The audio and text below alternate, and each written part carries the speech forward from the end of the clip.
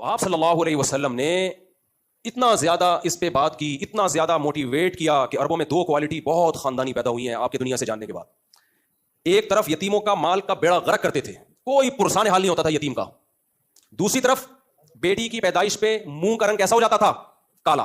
غل وجہہ مسودن, قرآن کہتا ہے چہرہ ایسا کالا ہوتا تھا, حالانکہ سفید چٹا ہوتا ہے, چہرے پہ ایسی پھٹکار برس رہی ہوتی تھی نا اس کو لگتا تھا یہ میرے ساتھ پتہ نہیں کیا ہو گیا, سارا دن اسی سیاہ چہرے کے ساتھ گھومتا تھا اور کہتا تھا ایمسکہ علی ہون ام یدسہ فی التراب, میں قوم کے تانے برداشت کر کے اس کو برداشت کر لوں یا اس کو زمین میں دفن کر کے جان چھڑاؤں. کچھ لوگ زمین میں دفن کرتے تھے اور کچھ لوگ ساری زندگی کی ذلت اور تانے برداشت. دوستوں کو جب بتاتا نا بیٹی ہوئی ہے, دوست مذاق اڑاتے تھے.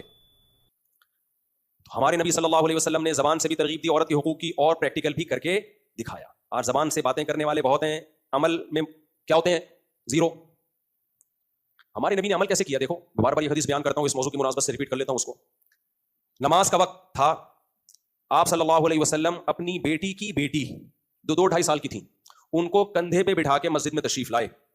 حالانکہ ایسا آپ نے زندگی میں پہلے کبھی بھی نہیں کیا. حسن و حسین رضی اللہ عنہما کو سردی کی حالت میں پشت پہ بیٹھنے دیا, سمجھ رہے ہو؟ خطبے کے دوران آپ کی نظر حسن و حسین پہ پڑی, ان کو اٹھا کے گود میں لے آئے. یہاں تک پروٹوکول ان کو دیا آپ صلی اللہ علیہ وسلم. لیکن اپنی بیٹی کی بیٹی کو جو پروٹوکول دیا, وہ پروٹوکول بیٹوں کے حصے میں نہیں آیا. وہ کیسا؟ نماز کی حالت میں کندھے پہ بٹھا کے لا رہے ہیں اپنی بچی کو. نارمل ہے بھائی, ہو سکتا ہے بعض دفعہ باپ ایسا کرتا ہے, بچی کو بٹھا لیا تو بھائی اب آپ اتار لیں اس کو نماز کے وقت میں. ایسا ہی ہوتا ہے کہ نہیں ہوتا؟ اقامت ہوئی ہے, وہ بچی آپ صلی اللہ علیہ وسلم کے شان مبارک پر بیٹھی ہوئی ہے. اسی طرح آپ نے نیت باندھ لی ہے. سمجھتے ہو کہ نہیں سمجھتے؟ نیت بھی باندھ لی. چلو یار یہ بھی سمجھ میں آتا ہے کہ بعد میں اتار لیں گے جب رکوع میں جائیں گے. ٹھیک ہے بھائی, رکوع میں جب گئے تو اتار لیا, کیوں گر جاتی. کمال یہ ہے کہ دوسری رکعت کے لیے جب کھڑے ہونے لگے اس کو اٹھا کے دوبارہ بٹھا لیا. چاروں رکعتیں اسی طرح پڑھائی ہیں. اب محدثین حیران ہیں کہ بھائی یہ عمل تو نبی نے زندگی میں کبھی کسی اولاد کے ساتھ نہیں کیا, اور اس میں تو حرکت بھی ہو رہی ہے نا. کیا خیال ہے؟ نماز میں حرکت پسندیدہ عمل نہیں ہے اور اس کی ضرورت بھی نہیں ہے. وہ بچی رو تھوڑی رہی تھی, اس کو بٹھا دیتے وہیں پہ.